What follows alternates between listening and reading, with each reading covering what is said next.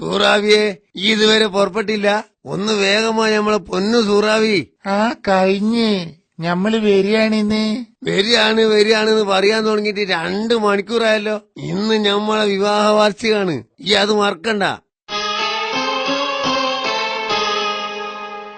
ആഹാ, ഈ നല്ല സുന്ദരി അയക്കണല്ലോ. പോയല്ലേ, വിവാഹ വാർഷികം ബീച്ചിൽ പോയി ആഘോഷിക്കാൻ പോവുകയാണ് നമ്മള്.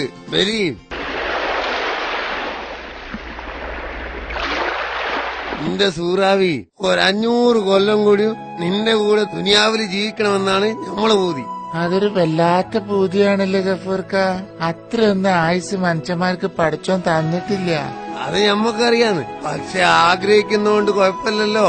സൂറാവി, ഞമ്മക്ക് കയ്യും പിടിച്ച് ബീച്ചിൽ കൂടി ഒരു പാട്ടും പാടി നടന്നാലോ? സിനിമയിലൊക്കെ അങ്ങനെയാണ്. നിങ്ങൾ മിണ്ടാതെ അവിടെ ഇരുന്നോളി, ഞമ്മക്ക് നാണായിട്ട് പാടില്ല.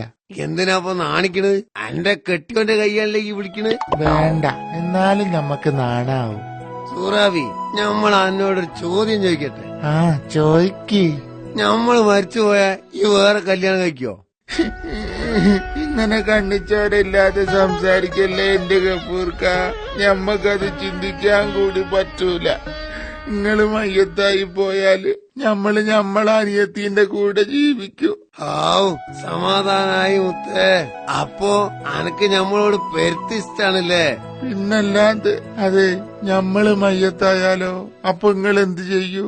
ഈ കാര്യത്തില് എന്റെ തീരുമാനം തന്നെയാണ് ഞമ്മക്കും. ഗഫൂർ അത്ര ഇഷ്ടമൊന്നുമല്ല. ഈ മയ്യത്തായി പോയാല് എന്റെ അനിയത്തിന്റെ കൂടെ ജീവിക്കാനാണ് ഞമ്മളും തീരുമാനിച്ചത്.